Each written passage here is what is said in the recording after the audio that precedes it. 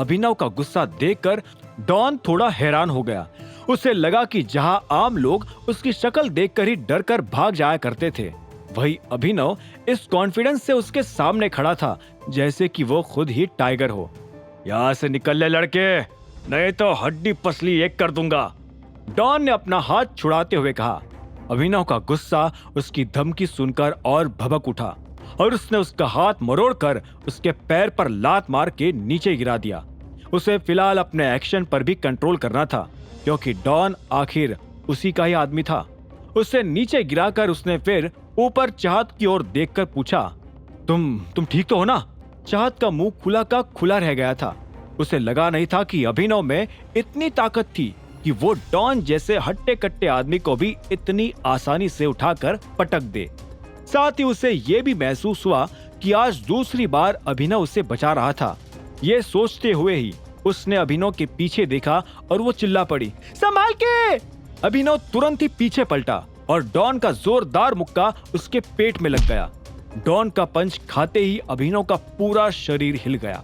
भले उसने अपने आप को नीचे गिरने से बचा लिया था, लेकिन फिलहाल उससे अपने पेट में दर्द भी बहुत हो रहा था। चाहत तुरंत ही उसे संभालने उसके पास आ पहुंची। अभिनव तुम ठीक हो? उसने फिर डॉन की ओर देखा और कहा, तेरी हिम्मत कैसी हुई गुंडे? क्या बोली?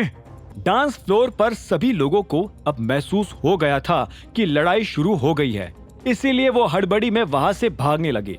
म्यूजिक अभी भी चल रहा था, लेकिन डीजे ने अब उसकी वॉल्यूम कम कर दी थी। चाहत की चीख अभिनव के कानों में गूंज रही थी, पर वो अभी भी अपने खाए हुए मुक्के के दर्द से बाहर नहीं निकला था। उसे पहली बार अपने अंदर कमजोरी महसूस हो रही थी। हालांकि इसी बात से फ्रस्ट्रेट होते हुए वो फिर से सीधा हो गया और गुस्से से डॉन की ओर दहाड़ पड़ा। उसको छोड़ दे, नहीं तो ठीक नहीं होगा। अभिनव गुर्राते हुए डॉन को देखे जा रहा था। अभिनव के शरीर में अभी भी दर्द था। उसके लिए अपनी जगह से हिल पाना भी मुश्किल था। हालांकि तब भी उसे महसूस हुआ कि अगर वो बलराज को बॉक्सिंग रिंग में हरा सकता था, तो फिर ये डॉन कौन सा कोई खास था। अभिनव को दर्द में दहाड़ते देख डॉन हंसने लगा, बोल पड़ा, बहुत हीरो बन रहा था ना, अभी आ और ले जा तेरी सेटिंग को। सिक्योरिटी! अभिनव अपनी जगह से चिल्लाए जा रहा था, पर उसकी मदद करने कोई नहीं आया। सभी लोग बस तेज म्यूजिक के बीच लड़ाई देखकर इधर उधर भागे जा रहे थे और अब उसके और अभिनव के बीच कुछ और गुंडे भी आकर खड़े हो गए थे। यह मोंटी बिजनेस तो ठीक से नहीं कर पाया, लेकिन माफिया को भी अपने कंट्रोल में नहीं रख सका। पता नहीं वो सच में कम अकल है या फिर जानबूझकर ऐसा कर रहा है। कहीं वही तो जासूस नहीं। अपने सामने का नजारा देखकर एक ही पल में अभिनव के दिमाग में कई सारे ख्याल गूंजने लगे थे। उसे ये भी चिंता हो रही थी कि अगर उसके बिजनेसेस का हाल ऐसा ही रहा तो दिग्पाल का बिजनेस ग्रुप जल्द ही उसे पछाड़ देगा। आखिरी बार बोल रहा हूं डॉन, जाने दे उसको, नहीं तो जान से हाथ धो बैठेगा।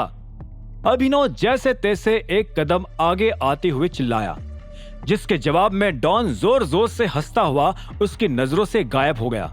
अभिनव उसके पीछे जा पाता इससे पहले ही सामने खड़े उसके गुंडे उसे मारने दौड़ पड़े। अभिनव को समझ आ गया था कि अब पेट के दर्द को भूलकर इन लोगों की अकल ठिकाने लगाने का वक्त था। जैसे ही पहला गुंडा अभिनव के ऊपर कूदा, उसने पलटकर उसे अपने पंजे जैसा हाथ मारते हुए दूर फेंक दिया। इसी वक्त वो पीछे से आती हुई दूसरे गुंडे की हॉकी स्टिक से भी बचा और फिर उसने उसके चेहरे पर लात मारकर उसे नीचे गिरा दिया। अपने ही लोगों को मारते हुए अभिनव को कहीं ना कहीं अफसोस भी हो रहा था। क्या चल रहा है यहाँ पर? इसी वक्त डांस फ्लोर के नीचे से एक भारी आवाज आई। उस आवाज को सुनते ही अभिनव ने एक राहत की सांस ली। उसे लगा कि सिक्योरिटी आ चुकी थी। वो थोड़े और कदम के साथ चलकर उस आवाज की ओर आगे गया तो उसने देखा कि एक हट्टा कट्टा और लंबा आदमी सीढ़ी चढ़ते हुए ऊपर आ रहा था। उस आदमी की शक्ल देखते ही अभिनव उसे पहचान गया। वही उस आदमी ने भी जब अभिनव का चेहरा देखा तो उसकी रूह कांप गई। आखिर कौन था ये आदमी जिसे अभिनव पहचानता था? आगे की कहानी जानने के लिए देखें अगला एपिसोड सिर्फ पॉकेट एफएम के यूट्यूब चैनल पर और द रिटर्न ऑफ टाइगर के सारे एपिसोड्स को सुनने के लिए डिस्क्रिप्शन में दी लिंक से डाउनलोड करें पॉकेट एफएम ऐप।